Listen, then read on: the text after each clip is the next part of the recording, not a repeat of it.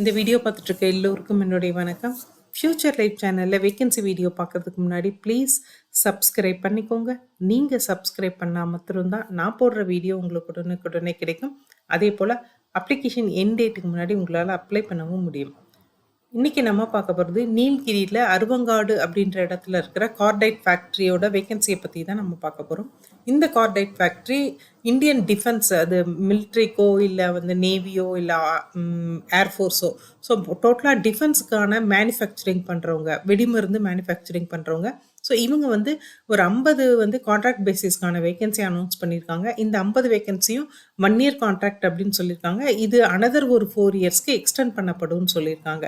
So இந்த வேகன்சியை பொறுத்த வரைக்கும் உங்களோட பேசிக் பே 19,900 ப்ளஸ் டிஏவாக இருக்க போது. இதை தவிர இந்த 50 வேகன்சியோட பிரேக்கப்ஸ் வந்து கொடுத்துருக்காங்க. அன்ரிசர்வ் கேட்டகரிக்கு 22, ஓபிசிக்கு 13, எஸ்சிக்கு 7, எஸ்டிக்கு 3, இடபிள்யூஎஸ்க்கு 5, எக்ஸ் சர்வீஸ் மேனுக்கு 5ன்னு சொல்லியிருக்காங்க. பிடபிள்யூபிடி கேண்டிடேட் இந்த வேகன்சிக்கு அப்ளை பண்ண வேணான்ற அந்த ஒரு லைனும் ஆட் பண்ணியிருக்காங்க. ஏன்னா இந்த ஒர்க்கு வந்து பிடபிள்யூபிடி கேண்டிடேட்க்கு சூட் ஆகாது அப்படின்னு ஏதோ ஒரு க்ரைட்டீரியா இருக்கிறதுனால அது கொடுத்துருக்காங்க போல இருக்கு. ஸோ குவாலிஃபிகேஷன் அப்படின்னும் போது நீங்கள் வந்து national council for vocational training இல்லை அப்படின்னா சிம்பிளாக சொன்னால் ஐடிஐ படிச்சிருந்தீங்கன்னா போதும். ஸோ ஐடிஐ வந்து 10th முடிச்சுட்டு ஐடிஐ படித்தவங்க எல்லாருமே இதுக்கு அப்ளை பண்ணலாம். என்னென்ன ட்ரேட் படித்தவங்க அப்படின்னு பார்த்தீங்கன்னா, நீங்கள் வந்து turner, sheet metal worker, electrician, electronics mechanic, boiler attender, mechanic industrial electronics, refrigeration and air condition, இந்த மாதிரி கொடுத்துருக்காங்க. ஸோ இந்த லிஸ்ட்டில் நீங்கள் எது படிச்சிருந்தாலும் நீங்கள் வந்து இதுக்கு அப்ளை பண்ண முடியும். ஸோ உங்களுடைய ஒர்க் அப்படின்ற போது என்னவா இருக்க போகுதுன்னா, attendant operator chemical plant. So இந்த கெமிக்கல் பிளான்ட்டில் ஒர்க் பண்ணுறதுக்கான ட்ரைனிங் 1 மந்த் ட்ரைனிங்கு, அதுவும் அவங்களே கொடுத்துருவாங்க. டூஸ் அண்ட் டூ நாட்ஸ் எல்லாமே சொல்லி கொடுத்து அதுக்கப்புறமா உங்களை வந்து அந்த ஒர்க்கில் இன்வால்வ் பண்ண வைக்க போகிறாங்க. ஏஜ் அப்படின்றது 18 to 40 இயர்ஸ் வரைக்கும் இருக்கவங்க அப்ளை பண்ணலாம். கவர்மெண்ட் நார்ம்ஸ் படி சில கேட்டகரிக்கு வந்து அவங்க ஏஜ் க்ரைட்டீரியா வந்து எக்ஸ்டெண்ட் பண்ணியும் கொடுத்துருக்காங்க, சில ரிலாக்ஸேஷன். எஸ்சி எஸ்டிக்கு 5 இயர்ஸ், ஸோ 45 இயர்ஸ் வரைக்கும் அப்ளை பண்ணலாம். ஓபிசிக்கு 3 இயர்ஸ், ஸோ 43 இயர்ஸ் வரைக்கும் அப்ளை பண்ணலாம். எக்ஸ் சர்வீஸ் மேனுக்கு அவங்க மிலிட்ரி சர்வீஸ் ப்ளஸ் 3 இயர்ஸ் அப்படின்னு சொல்லியிருக்காங்க. ஸோ இதுதான் ஏஜ் லிமிட்டாக சொல்லியிருக்காங்க. இதை தவிர மோட் ஆஃப் செலெக்ஷன் அப்படின்றது நீங்கள் ஐடிஐயில் நீங்கள் என்ன மார்க் வாங்கியிருக்கீங்களோ அதுவும் ப்ளஸ் இவங்க ஒரு ட்ரேட் டெஸ்ட் வைப்பாங்க. இதையும் சேர்த்து மெரிட்டில் வர ஸ்டூடெண்ட்டுக்கு தான் இந்த ஆப்பர்ச்சுனிட்டி கிடைக்க போகுது. ஸோ நீங்கள் ஐடிஐயில் உங்களுடைய குவாலிஃபிகேஷனில் என்ன மார்க் வாங்கியிருக்கீங்களோ அது 80%, ட்ரேட் டெஸ்ட்டில் 20%ஆகவும் கன்வெர்ட் பண்ணி அதை எடுத்துட்டு அந்த ப்ராக்டிக்கல் டெஸ்ட்டு எடுத்துட்டு அதை மெரிட்டில் கொண்டு வந்து உங்களை வந்து கால் லெட்டர் கொடுத்து கூப்பிடுவாங்க டாக்குமெண்ட் வெரிஃபிகேஷனுக்கு. டாக்குமெண்ட் வெரிஃபிகேஷன் முடிச்சப்பறம் உங்களை வந்து செலக்ட் பண்ணுவாங்க. ஸோ டாக்குமெண்ட் வெரிஃபிகேஷனில் நீங்கள் நான் ஏதாவது சர்டிஃபிகேட் எடுத்துகிட்டு போகல அப்படின்னாலோ, இல்லை சர்டிஃபிகேட்டுக்கும் நீங்கள் அப்ளிகேஷனில் கொடுத்ததுக்கும் மிஸ்மேட்ச் இருந்தாவோ கண்டிப்பாக கேண்டிடேச்சர் வந்து கேன்சல் பண்ணிவிட்டு உங்களுக்கு அடுத்த இருக்கிற ஆளை வந்து டாக்குமெண்ட் வெரிஃபிகேஷனுக்கு கூப்பிட்டுருவாங்க. ஸோ கரெக்டான இன்ஃபர்மேஷன் கொடுங்க அப்ளிகேஷனில். அதே at the same time document verification போகும்போது உங்களோட ஒரிஜினல்ஸ் எல்லாமே எடுத்துகிட்டு போங்க. இதை பொறுத்த வரைக்கும் ஆன்லைன் அப்ளிகேஷன் கிடையாது, ஆஃப்லைன் தான். ஃபீஸ் வந்து எதுவுமே இல்லை, ஃபீஸ் வந்து 0 தான். நீங்கள் அப்படியே அப்ளை பண்ணலாம். ஸோ இந்த வெப்சைட் நான் வந்து கொடுத்துருக்கேன், நான் இந்த லிங்க்கு இந்த டிஸ்கிரிப்ஷன்லேயும் கொடுத்துருவேன். அந்த லிங்க் போய் பார்த்தீங்க அப்படின்னா இதே நோட்டிஃபிகேஷன் வந்து இன்னும் எலாபரேட்டாக இருக்குது. ஸோ இந்த நோட்டிஃபிகேஷனை படித்து பார்த்துட்டு கீழே அப்ளிகேஷன் இருக்குது, அந்த அப்ளிகேஷனை டவுன்லோட் பண்ணி பிரிண்ட் எடுத்துக்கோங்க. அதை வந்து ஃபுல்லாக ஃபில்அப் பண்ணிடுங்க.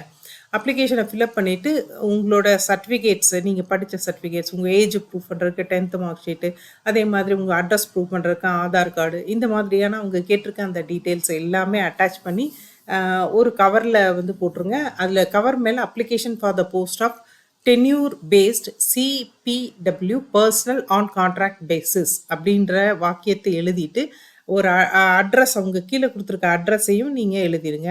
தி chief general manager, cordite factory, Aravankadu, the Nilgiris district, Tamil Nadu, pincode 643202 அப்படின்ற அட்ரஸ் எழுதி இது வந்து நீங்கள் பை போஸ்ட் வந்து நீங்கள் அவங்களுக்கு அனுப்பணும். ஸோ என்ன லாஸ்ட் டேட் அப்படின்னு பார்த்தீங்கன்னா 10th February 2026 தான் லாஸ்ட் டேட்டு.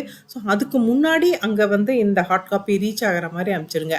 இதை தவிர நீங்கள் ஒரு வேளை வந்து அனுப்புறதுக்கு முன்னாடி நீங்கள் ஒரு ஜிமெயிலுக்கு ஐடி கொடுத்துருக்காங்க, அந்த ஜிமெயிலுக்கும் உங்களுடைய அந்த அப்ளிகேஷன் அதே மாதிரி உங்களுடைய எஜுகேஷனல் குவாலிஃபிகேஷன் இந்த சர்டிஃபிகேட்ஸ் எல்லாமே ஸ்கேன்டு காப்பியாகவும் நீங்கள் அனுப்பலாம்.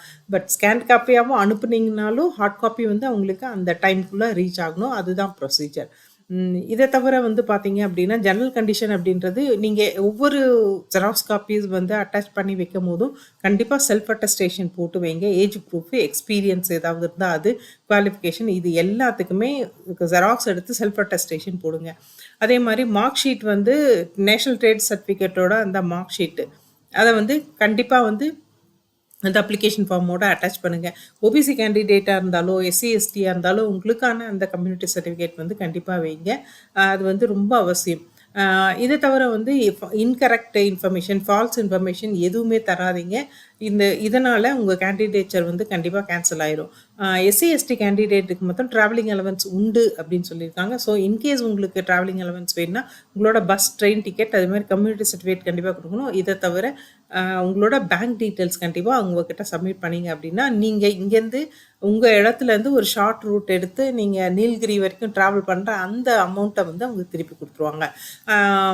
இந்த ஜிமெயில் அவங்க கொடுத்துருக்கிறதுலையோ இல்லை ஃபோன்லேயோ இந்த அப்பாயின்மெண்ட் பற்றி எந்த விதமான டீட்டெயில்ஸும் நீங்கள் கேட்கக்கூடாது அப்படின்றத சொல்லியிருக்காங்க. அதே மாதிரி உங்களுக்கு வந்துட்டு கால் லெட்டர் அப்படின்றது வந்து யார் வந்து மெரிட்டில் வந்திருக்காங்களோ அவங்களுக்கு கண்டிப்பாக கால் லெட்டர் வரும். நீங்கள் அப்ளிகேஷன் அனுப்பிச்சதுனால உங்கள் எல்லாருக்கும் கால் லெட்டர் வந்துடாது. ஸோ மெரிட் வந்து கண்டிப்பாக பார்ப்பாங்க அப்படின்றதையும் சொல்லியிருக்காங்க. இதை தவிர வந்துட்டு மெடிக்கல் எக்ஸாமினேஷன் இருக்குது. அதுவும் அவங்க வந்து டாக்குமெண்ட் வெரிஃபிகேஷனுக்கு அப்புறம் உங்களுக்கு அந்த மெடிக்கல் எக்ஸாமினேஷன் பற்றி இன்ஃபார்ம் பண்ணுவாங்க. யார் செலக்டடோ அவங்களுக்கு தான் உங்களுக்கு கால் லெட்டர் வரும். டாக்குமெண்ட் வெரிஃபிகேஷனுக்கு, மெடிக்கல் எக்ஸாமினேஷனுக்கு எல்லாத்துக்குமே யாரை செலக்ட் பண்ணுறாங்களோ அவங்களுக்கு மாத்திரம்தான் வரும். மற்றவங்களுக்கு கண்டிப்பாக வராது அப்படின்றது சொல்லியிருக்காங்க. முக்கியமாக வந்துட்டு இந்த email ID, phone number, mobile number இது எல்லாமே வந்துட்டு ஆக்டிவாக வச்சுக்கோங்க. நீங்கள் கொடுக்க போகிற உங்களோட பர்சனல் மொபைல் நம்பர் கொடுக்க போகிறீங்க இல்லையா, இமெயில் ஐடி இது எல்லாமே ஆக்டிவாக வச்சுக்கோங்க. இங்கே கொடுத்துருக்க இந்த ஹெச்டிடிபி லிங்க்கை வந்து நான் டிஸ்கிரிப்ஷனில் கொடுத்துட்றேன். இதை டச் பண்ணிங்கனாவே உங்களுக்கு வந்து அந்த நோட்டிஃபிகேஷன் பேஜுக்கு போயிடும். அங்கே வந்து அப்ளிகேஷன் ஃபார்ம் இருக்குது. இதை தவிர இடபிள்யூஎஸ்க்கு இந்த மாதிரி சில ஃபார்ம்ஸ் எல்லாம் கூட இருக்குது. உங்களுக்கு தேவையான ஃபார்ம்ஸை நீங்கள் டவுன்லோட் பண்ணி பிரிண்ட் எடுத்து நீங்கள் அவங்க கேட்டிருக்கிற அந்த ஆஃபீஸர்கிட்ட சைன் வாங்கி அனுப்பலாம். அதே மாதிரி அப்ளிகேஷன் ஃபார்ம் அப்படின்போது கரெக்டாக ஃபில் பண்ணி நீங்கள் நான் சொன்ன அட்ரஸ்க்கு அனுப்பிச்சி விடலாம். அப்ளை பண்ண போகிற எல்லோருக்கும் பெஸ்ட் ஆஃப் லக். அதே மாதிரி இந்த வீடியோ பார்த்த எல்லோருக்கும் ரொம்ப தேங்க்ஸ். நெக்ஸ்ட் வேறு ஏதாவது ஒரு வேகன்சி வீடியோவில் பார்ப்போம். தேங்க்யூ.